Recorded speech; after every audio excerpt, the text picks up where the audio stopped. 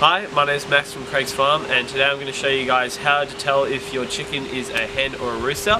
So right now, Will and I have a couple of Australorps, they're 25 weeks old. I've got the hen and he's got the rooster.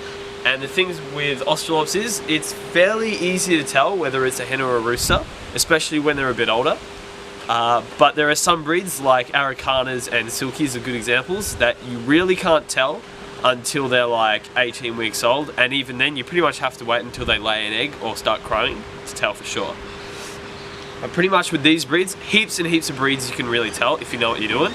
But the way that I would do it is I look at their feathers, I look at their comb, and I also just look at the size of the chicken. A lot of people say, oh, I can tell my chicken's a rooster because of the way it's acting.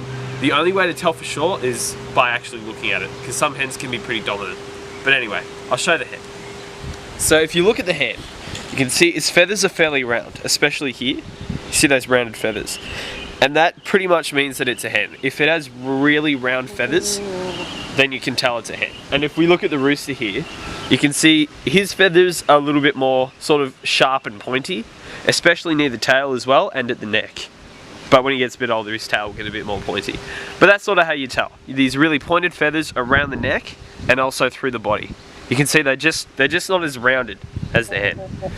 And also if we look at the comb, this rooster, he's got a fairly large comb.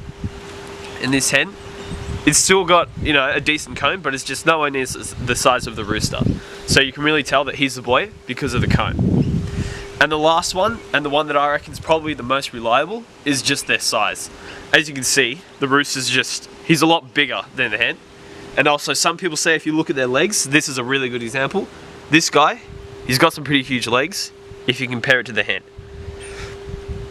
And also when you put them down, roosters will just stand taller and they're just a larger bird. And that's the way to tell.